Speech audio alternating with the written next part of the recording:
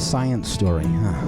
These NYU scientists, I felt really right. But I was so And I just thought, well, I figured it out It was that golden moment. because science was on my side.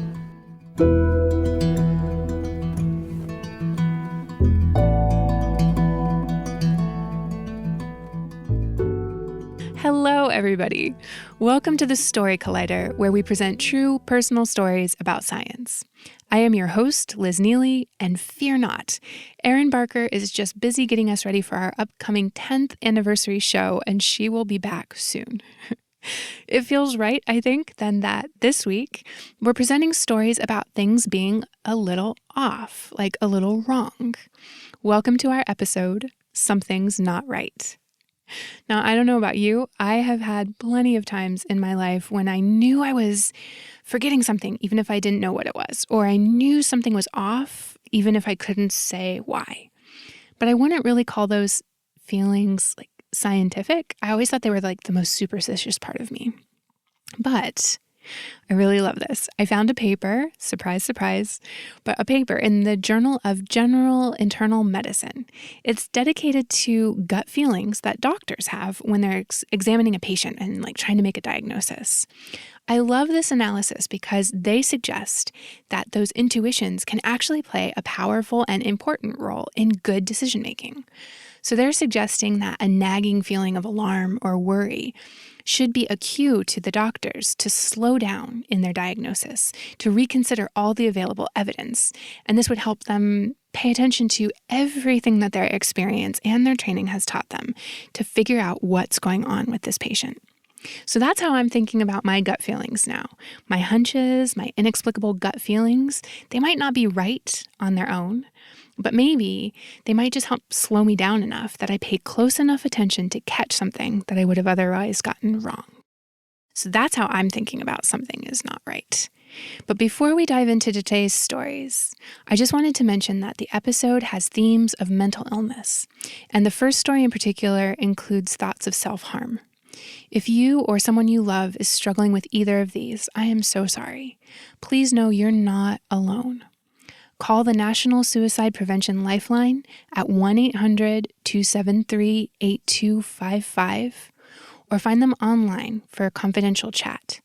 Counselors are available to you at any hour of the day and any day you need them. You can also text HOME, HOME, to 741-741 and get support from crisis counselors at the crisis text line. I'll say that again if you need it. Text HOME, HOME, to 741-741 if you're in the US or Canada, and 85258 in the UK. You don't have to go through this alone. Okay, let's listen to some stories. Our first story is from Keith Mellnick. It was recorded in October 2019 at Beer Baron Tavern in Washington, D.C. The theme of that night was trick or treat.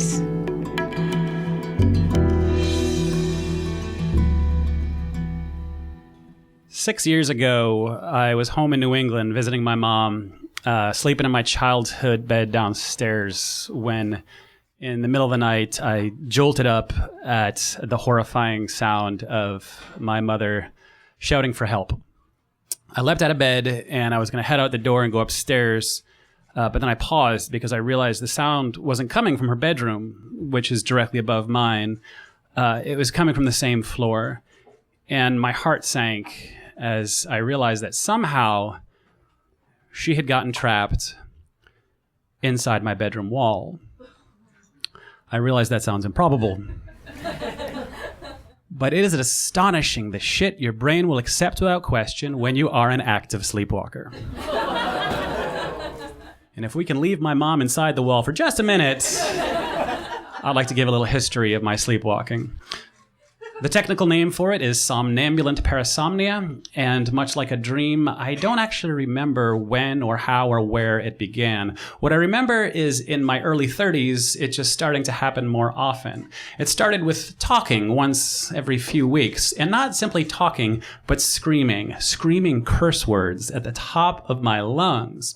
And every once in a while, I would actually scream like a howler monkey being attacked by a jaguar for about 10 seconds.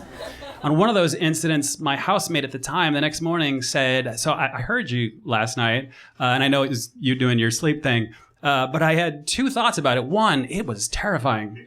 And two, it was not masculine.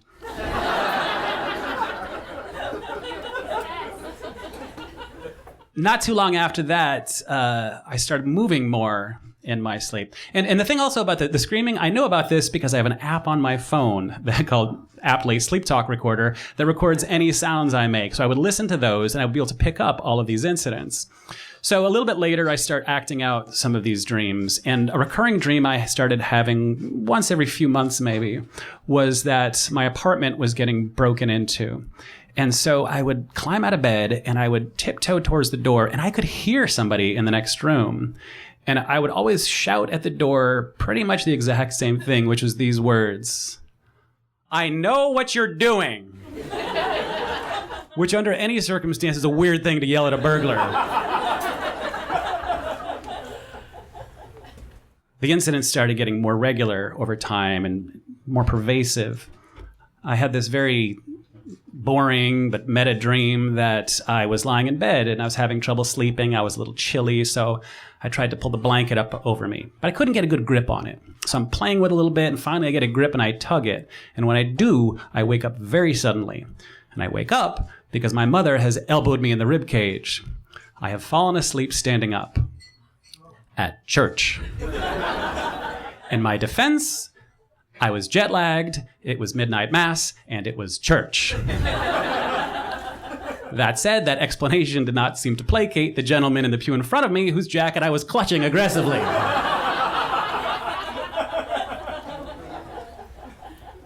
Not too long after that, I have this dream where I'm a British soldier stationed in late 19th century Afghanistan during the Second Afghan War, and word had come down that there was going to be an attack on our fort, and the captain had tasked me with reinforcing our meager walls with whatever I could find: logs, rocks, bottles, children, pretty much anything would fit in the wall.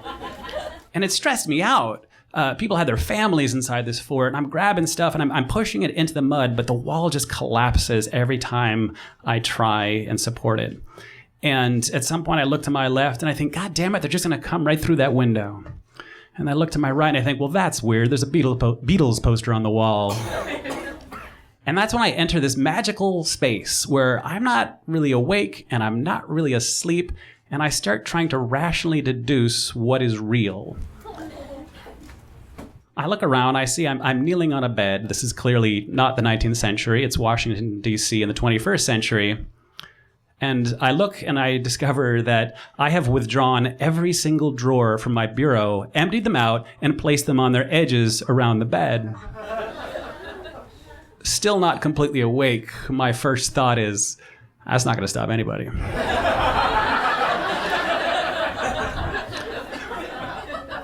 And it's not so long after that I go up to my mom's house and discover that she's trapped inside the wall. So I leap out of bed. I can hear her shouting. The sound is muffled, but she's clearly scared. I don't know how long she's been in there. I don't know how much oxygen she has. I don't know what to do, but I want to calm her. So I yell at the wall, "Mom, I'm on it." Because in a time of crisis, it's important to project confidence. But I don't have confidence. I don't know what to do. I'm freaking out. This is not like my mom. This doesn't happen to her. So I panic. I grab a pretty solid and pretty expensive table lamp from the nightstand, and I start smashing it against the wall as hard as I can to try and create an air hole. The bulb explodes, the shade is in tatters, and the lamp itself breaks in half. The wall, interestingly enough, doesn't even have a scratch on it. I don't know what the hell that wall was made out of, but we really could have used it in Afghanistan. All this commotion starts to wake me up a little bit, and I enter that space where I'm trying to figure out what's real and what's not. I'm about 90% sure this is just a dream. As I say, my mom's more savvy than to get stuck in a wall. And then I look in the doorway, and standing there, like Houdini, is my mom in her nightgown, looking rightfully concerned. And she asks a very informed question. She says, "Keith, are you awake?" And I say, "I think so." "What happened to the lamp?" "I thought you were trapped inside the wall." That seems to satisfy her. She comes over and gives me a great big warm hug, that kind of loving hug that only your mom can give you. And then she says, "My baby boy is fucking crazy." And then adds, "Maybe you should do one of those overnight sleep studies." So I look into it. There's actually a really great place up in Friendship Heights, but I send them my insurance information, and they email me back saying my insurance doesn't cover it. It's going to be $700. So I email them an MP3 of me screaming like a howler monkey. They write back and say, "We'll do it for $3."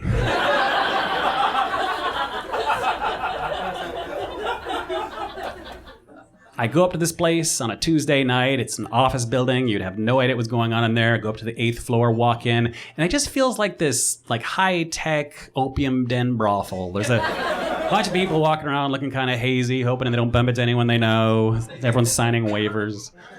And this technician, he leads me into a small room that's big enough for, there's a twin bed, and then there's this collection of machines that look simultaneously futuristic and 70s retro.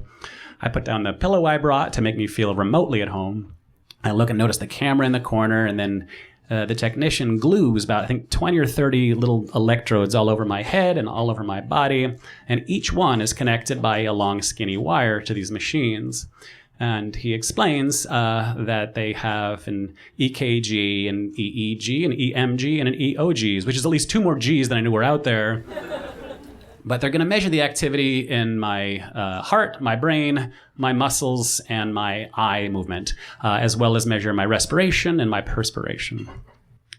I lie down, and despite the fact that I feel like a marionette plugged into the Matrix, I get a pretty average night's sleep for me. 6 or 7 hours. I don't scream, I don't jump out of bed, but I do talk at one point where apparently I say, "That sounds great, let's do it."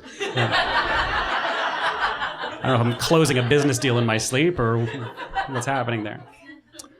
It's a month between the test and when I'm going to be able to meet with this renowned sleep doctor, and I can't wait for it. And I go into her office, and she's sitting on one side of her desk, and I'm on the other, and she's looking over my charts like she's plotting the invasion of Normandy. And she says, "You don't have sleep apnea. You breathe fine in your sleep, and you definitely get a sufficient amount of deep sleep, restore your body, and sufficient amount of REM sleep to restore your mind where you dream. But," and then she looks up with a little twinkle in her eye, and she says, "But during your stay here, you had an incredibly high, elevated number of arousals." Which I didn't see coming. And honestly, my first thought is that I'm a bit embarrassed, as if the sleep technician had to watch a shitty black and white monitor of me masturbating in my sleep all night. But then, truth be told, I actually feel kind of cool after a couple seconds, because I'm no spring chicken. I like to think I got a robust libido, but I've got it backed up by science. No. But she quickly goes on to explain that in this context, an arousal is when you come from one state of sleep, usually up one or up to the surface, for just maybe 5 or 10 seconds. We all do it, and often people wake up a number of times for a brief period at night, and we don't even remember it. So I ask her, okay, well, what would be a normal number of arousals for a guy like me in a place like this? And she says, "I would expect 10 to 20, maybe even a few more." Well, how many did I have? 137. So while most people fall asleep and take about a half hour to meander down to REM sleep, have their first few dreams, and then head over towards some light sleep and then some deep sleep and do a few laps, I pretty much hit the pillow and drop like a pearl diver down into my dreams. And then I rocket back up to the surface, and then I go back down to the bottom to sleep. So I come back. I'm pretty much running intervals through my entire sleep state until I wake up in the morning. And that rapid switch is why my brain can't regulate the release of the paralytic chemicals that keep us from acting out our dreams. So luckily, there's hope. And first thing she does is prescribe me trazodone. Trazodone, it was the first antidepressant approved by the FDA in the 1970s. Turns out it doesn't really do a whole lot for depression, but a low dose helps a lot of people with sleep. So I get my pack of pills and I go home that night. And when I take that first one, I'm so curious. I feel like Alice. I pop it in my mouth and I fall asleep. And then I wake up in the morning. And it's an amazingly peaceful night's sleep. It just feels restful. It feels like I got away from whatever for the night. And it's not addictive. I'm allowed to take it every day. So I do. And it's marvelous. I'm just feeling like I've never gotten such good sleep in my life. But I am one of the few people who has a rare side effect. And there aren't a lot of side effects that I wouldn't tolerate for a good night's sleep, other than maybe sleeplessness. But the side effect that I'm getting is suicidal thoughts, which, yeah, it's a deal breaker. And to be clear, what's crazy is even when I get the thoughts, I know it's because of the drugs. And they're never genuine desires. But anytime I get even mildly stressed, and I'm raised in the kind of family where anytime you can't make a decision, you just stress out, I get these thoughts. So I have situations where like I can't decide in the supermarket between Cheerios and Honey Bunches of Oats, and this thought goes to my head is like, maybe you should just kill yourself. It's a deal breaker. I get off the drugs. But on some level, I'm grateful that the trazodone didn't work because it forces me to deal with the problem rather than just mask the symptoms. So I work with the doctor on a whole routine. First of all, no screens before bed, as we've probably all heard. They inhibit the release of melatonin, which makes us feel sleepy. Improve my diet, increase my exercise, no caffeine after noon, regulate the consumption of alcohol, and perhaps most importantly, go to see some therapy so I can deal with some of the stress that's freaking me out in the middle of the night anyway. It's now been 5 years since I did that sleep test. And every once in a while, as my girlfriend can attest, I will scream out in my sleep. But it's pretty rare. And it's usually kind of a little bit of a canary in the coal mine that maybe there's things I'm not dealing with. Overall, I'm so much happier and I'm sleeping generally really well. So until I go back to destroying furniture and harassing parishioners in my sleep, I'm definitely going to consider the issue resolved. Thank you.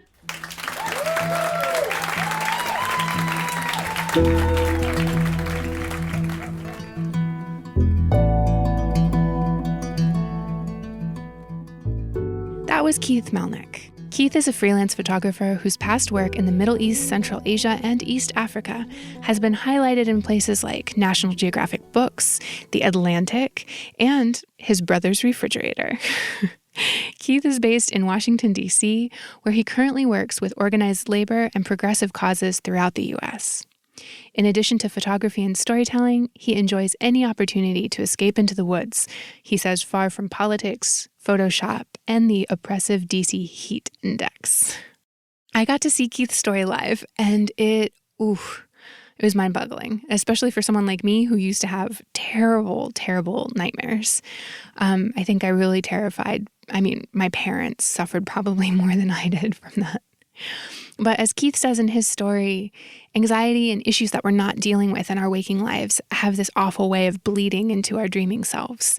And it feels like an epically unfair twist of fate that disrupted sleep in turn puts even more strain on our waking hours. So be gentle to yourself, and please reach out for help if you need it. Call the National Suicide Prevention Lifeline at 1-800-273-8255 or text the word HOME, HOME, to the number 741-741 for a counselor from the crisis text line.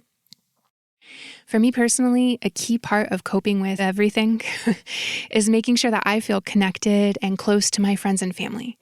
And I will admit that Marco Polo app is taking over my life. And I'm also a little bit worried about how much I've been drinking, thanks to all of our team happy hours. But if you are looking for a wonderful way to wrap up a long week and spend some time unwinding with great people and great stories, please join us at 7 p.m. Eastern Time every Friday for our live weekly shows. I wasn't sure, I have to admit, if we were going to be able to capture the spirit of what makes Story Collider so special. And live events in person are very different from things online, but my team is blowing me away. Erin is an amazing host, no surprise to any of you who are listening. And every week we hear 3 new stories on a theme. We laugh a lot and cry a little because, this is Story Collider. But we also argue over fun polls, and everybody gets to contribute their own 10-word mini story to the theme that week. Oh, and you don't have to worry. You are not on camera. So you just get to sit back and enjoy. It is the perfect way to unwind and connect. You can find the link to this week's show on any of our social media posts, or just go to storycollider.org. And May 15th is going to be one of the most special live shows we've hosted online yet. We're celebrating 10 years of true personal stories about science, which is hard to believe, and I'm so excited. We'll have incredible news stories, your fan favorites, old friends, and so much more. This isn't how we envisioned celebrating this milestone, not by a long shot, but this is what we do now, isn't it? We experiment, we get creative, we are going to turn towards each other and savor everything that's good. I cannot wait to celebrate. I am so excited, and I hope to see you there. But first, one more story. What's the best way to learn a new language? Immersion. But sometimes that's not in the cards. But you can still learn a language the second best way, and that's with Babbel. Now, I might only be 1 week into learning German with Babbel, but I'm so excited to start being able to speak German with my mom. With Babbel, you can learn everything you need to have real-world conversations, and all it takes is just 10 minutes a day.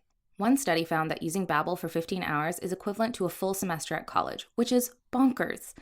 But Babbel is conversation-based learning with science-backed cognitive tools like spaced repetition and interactive lessons created by real language teachers and voiced by real native speakers.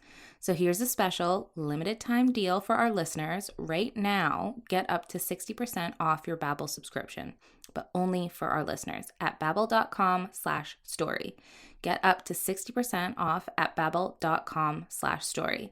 Spelled BABBEL.com/story. Rules and restrictions may apply. Our next story today is from Avneet Johal. It was recorded in November 2019 at Fox Cabaret in Vancouver, British Columbia. The theme of the show that night was Great Expectations.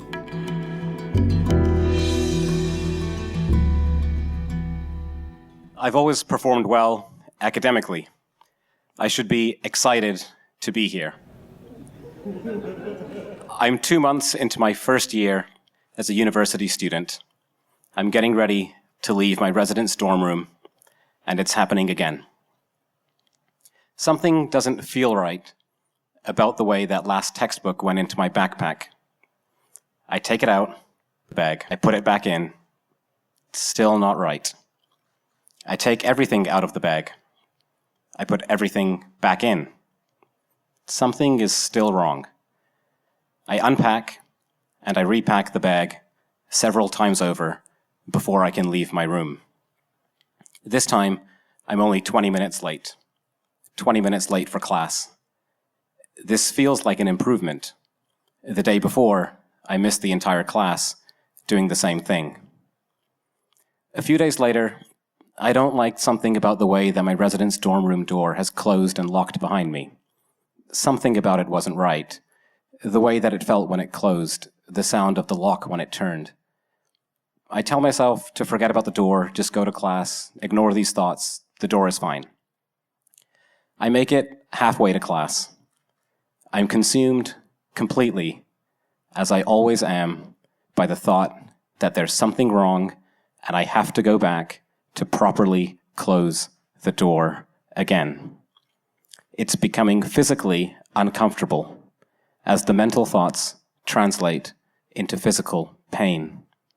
I give in. I go back. I repeatedly open and close the door, sometimes even taking short breaks between my attempts, but I can't quite get it right. I hear someone approaching along the hallway, so I quickly pretend to be doing something else, and I quickly pretend like I'm looking for something in my bag as they pass. As they approach, they say, "Hi, how are you?" "Hi, good, how are you?" I say in return. As soon as they're gone, out of sight, I return to the door, opening and closing it for 45 minutes. Class is over. I miss the chance to hand in my assignment again. The more I'm experiencing these strange thoughts and behaviors, the more I try to hide them, which is getting harder and harder to do. I can't let anyone see me doing these things. It would shatter my denial if I had to answer any questions or truly acknowledge what's been going on. I would be embarrassed, confused, ashamed. I wouldn't even know what to say. It's difficult for me to explain the level of frustration I feel at having to repeat so many actions so frequently throughout the day. If I want to put my shoes on, I have to put them on and take them off and put them on and take them off 4 or 5 times before I finally get it right, each time tying and untying the shoelaces. I can't close the lid of my laptop without doing it several times over. I know it makes no sense, and I'm annoyed at myself for wasting so much time doing these things. If I try to stop or break free from my thoughts, my brain always knows exactly how to keep me held hostage. If I don't open and close the lid one more time, there will be an earthquake that will destroy the entire university. If I don't do it 5 more times, my dad will die. It doesn't matter how much I tell myself that this is irrational, it's beyond irrational. These consequences will all be my fault, and I'm never prepared to take that risk. So I always give in. I also can't focus or concentrate on anything else until I complete the required repetition. So I give in. Soon it spreads to every single movement that I make, every single motion, every time I lift my foot off of the ground, every time it returns back to the surface, every single motion. Anytime any part of my body makes contact with anything else, I have to think so carefully about the angle, the speed, the direction, the spirit, the purpose of every single movement. Every action has to be accompanied by the appropriate thought. I don't even know what this means. I never know what it means until I know that I've done it wrong. I'm beginning to hate this. Some days, on many days, I decide to stay in bed. I can't quite face the prospect of getting in and out of the covers, in and out of bed 20 times over just to get one foot on the ground and keep it there. I can't do this anymore. I'd rather just not try. At this point, my life is a mess. I'm hardly going to any of my classes. Somehow, I'm still keeping up social appearances, and I'm still maintaining my extracurricular team commitments, such is my determination that no one ever find out, and such is my desperation to keep pretending that things are somehow still okay. I begin to derive some strange level of satisfaction from being able to hide it so well in public. Each repetition, each adjustment, each thought executed so well, perfectly, in secret. Returning to my dorm room, I see a poster in the lobby area of our first-year residence building. In large print, the poster asks if you're experiencing any of these symptoms, and it says to call this number if you are. The poster is describing my life. It's describing my repetitive thoughts. It's describing my repetitive behaviors. So I get closer to read more. As I do, I notice that the poster is from the Center for Brain Health. That's when I realize this poster isn't for me. There's nothing wrong with my brain. It can't be this. All of the scholarships, all of the academic awards, how could I possibly have done any of those things if there was something wrong for my brain? It's not this, it's got to be something else. So I leave it. I carry on for months, struggling deeply in denial and unable to face reality. I have this 1-liter plastic Dasani water bottle that I keep in my dorm room and that I fill up from the communal house lounge down the hallway every time I need some more water. The house lounge, it's made up of a couple of sofas positioned in an L shape. There's a small television mounted onto the wall on one side, and on the opposite side, there's a fridge, a sink, and a microwave, all in a row. Usually, on better days, when I go to get water, it takes me 2 or 3 tries to fill and empty the water bottle before I can get it right. On this particular day, I just can't quite get it. Every time the water fills to the top, I have this thought that I don't want to have. Nothing terrible, just some random thought. Or maybe it's the way that the tap turns off. It just doesn't feel right. So I empty the water bottle completely and fill it up again, over and over. It's like trying to count slowly to the number 10 without thinking of the word Athens. If any part of the word Athens, even the letter A, slips into your mind for even a split second, you have to start again counting from 0 up to 10, and you can't leave until you get it right. I try this impossible task with my water bottle. I start at about 11 p.m., quickly pretending to be doing something else, as I always do when someone enters the space. As soon as they're gone, I return to my hellish challenge, over and over again. I started at about 11 p.m. It's now 2 o'clock in the morning. I'm still here, standing in the same spot, filling this water bottle and emptying it out over again. I'm frustrated, I'm exhausted, I'm stuck in this loop. The sun rises. Daylight pours into the lounge. I'm still here, standing, tortured by the sink, trying over and over and over and over again. This is the worst possible kind of prison. It's one that I know that I've constructed in my own mind. The next day, I go back to that poster in the lobby of the residence building. I can't live like this anymore, and there's no way that I can sustain this facade that somehow things are even remotely okay. Something is wrong, and I need help. I take out my red TELUS flip phone, I pull out the little antenna, and I dial the number on the poster. The response on the other line: "We're sorry. You have reached a number that has been disconnected or is no longer in service. Please check the number and try your call again." I know that I dialed that number correctly.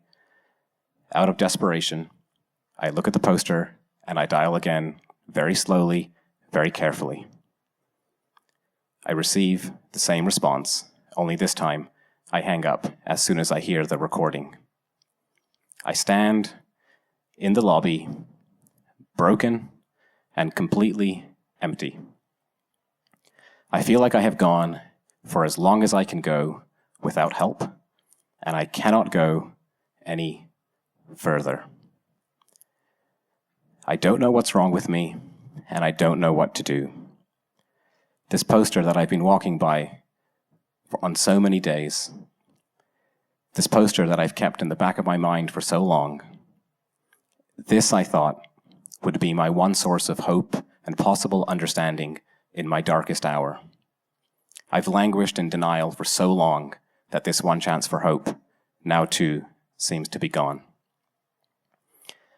I study the poster for any other contact information. I don't find anything. There is, however, in smaller print, some information about obsessive-compulsive disorder. I go back to my dorm room, I sit at my desk, and I search online for obsessive compulsive disorder. I read article after article, book extract after book extract. OCD involves unwanted thoughts that intrude on a person's mind and cause a great deal of discomfort, which the person tries to reduce by engaging in repetitive behaviors or mental acts, also known as compulsions. The articles talk about the need for perfection, requiring all of the tools and the equipment and the resources and the surroundings to be an absolute perfect arrangement before one can begin a task. I know this feeling. The articles talk about symmetry and exactness, the idea that certain tasks and certain actions need to be done in a particular way.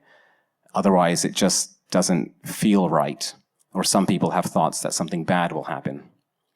I'm understanding all of this all too well. I even read that people with OCD often know that their thoughts and behaviors don't really make any sense and seem strange to other people, although a child with OCD might not realize that their behavior is so foreign to others. Sitting in this dorm room, sitting at this desk, I start to get some of my life back. Things are beginning to make more sense. Even my childhood is beginning to make more sense to me now. I suddenly have an explanation for my thoughts and for my behaviors. I know that there's been something wrong with me for quite a long time. I've been living in denial for so long because I'm so afraid of what the truth might reveal. In the end, it reveals that there isn't anything wrong with me. I just have this disorder, which is thought to be caused by a lack of the brain chemical serotonin. Sitting at this desk, I finally begin to acquire the tools and the information that I need to manage my disorder. I finally learn that I'm not alone, that many people have gone on to live meaningful and successful lives with OCD. I finally am starting to understand what's been happening. This understanding allows me to accept what I've been going through. This information, most importantly, finally, gives me hope.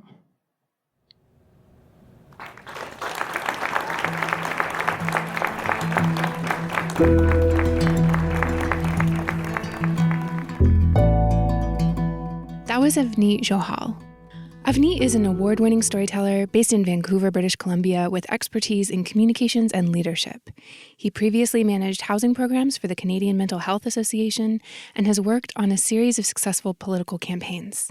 A Canadian representative at the United Nations, he follows global affairs and also enjoys sports, languages, and rap music. He currently serves on the board of directors for the Los Altos Institute and is honored to work with a team of talented undergraduate students at the University of British Columbia, a team which he thanks for encouraging him to share his stories with a wider audience. I know we are grateful. We really appreciate Keith and Avneet for sharing their stories with us. The Story Collider is also grateful for the support of Science Sandbox, a Simons Foundation initiative dedicated to engaging everyone with the process of science. The Story Collider is led by our one and only artistic director, Erin Barker, and me, executive director Liz Neely. We couldn't do it without the help of our deputy director, Nissa Greenberg, operations support manager, Lindsay Cooper, and the rest of our amazing team. The stories featured in today's podcast were from shows produced by Miriam Zaring-Halem, Shane Hanlon, Josh Solberg, and Kayla Glynn. The podcast is edited by our podcast team of Jun Chen and Gwen Hogan. The theme music is by Ghost. Special thanks to Beer Baron Tavern and to Fox Cabaret for hosting these shows, and to Dr. Eric Stolper and his colleagues who wrote that paper I was talking about before. If doctors' gut instincts are your kind of thing, it's a good paper. You should read it.